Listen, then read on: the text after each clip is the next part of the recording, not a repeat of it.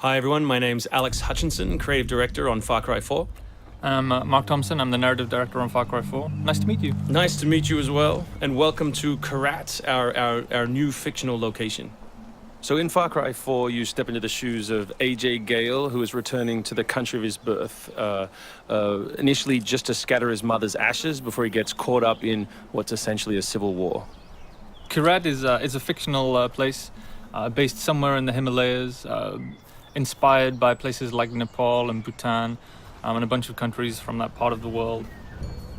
So looking out there, one of the core things of any open world game, that sort of excitement and mystique and hope of an open world is, what is all that smoke coming from?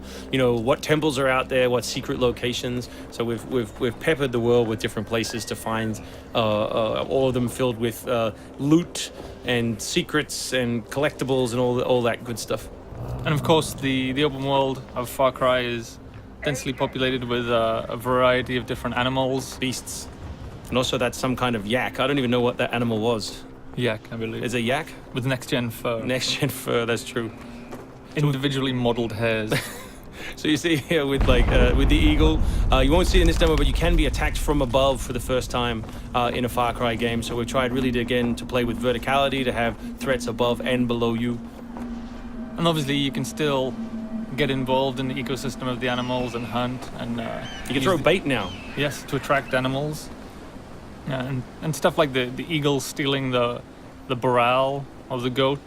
Like, it isn't scripted, that's just what happens at the intersection of those two different AI systems talking to each other. The goal being that every player tells themselves a different story, that they get different surprises, that they have a different story to tell their buddies when they come to work the next day or go back to school or whatever. So there are a bunch of new tools in Far Cry 4, one of which you'll see here is the grapple. We wanted to make something that allowed you to clamber over those annoying cliffs you sometimes came across in Far Cry 3, and something that would also lean into the much more vertical, much more mountainous regions we were building in this game. And that was a pretty simple example, but the level designers get pretty crafty with the setup. We have these areas we're calling adventure zones in the new game, which will take you to places like temples, which you can see from afar, and force you to use the grapple in sort of really interesting and different ways.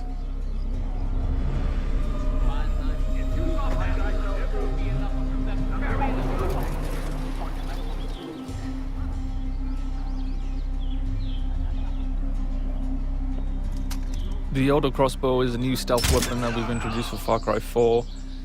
It adds a little more versatility than the bow did in Far Cry 3. Obviously it sacrifices the long range for rapid fire, but it's still a super useful stealth weapon. So this is one of my favorite bits. This if you look down when you're meleeing in the new game, you kick. So you can do all kinds of fun setups such as that. Kicking things is hilarious. I expect people around the world to be kicking rocks, explosive barrels, dead bodies, come November.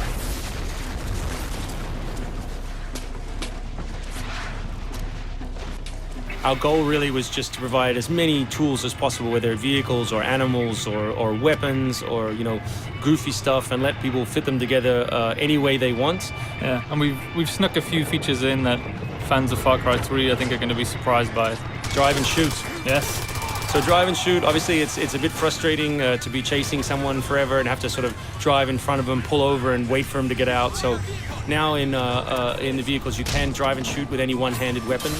And you can also do driving takedowns from any vehicle, which I really like. So this idea of leaping from your vehicle into another vehicle, do horrible things to them, boot them out the side, and then continue on your merry way. You can now deliver death without even leaving your seat.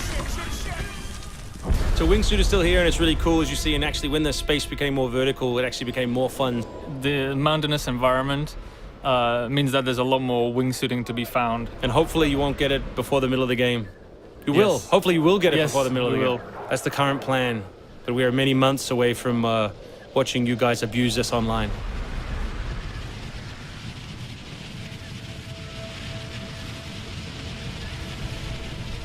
So here you'll get a look at elephants.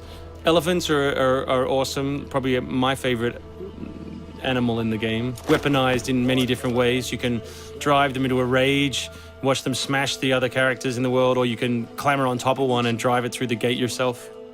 My favorite animal is the human animal. It's very Far Cry 2 of you, Mark.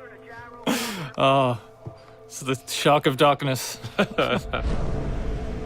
So co-op is a massive part of the new game.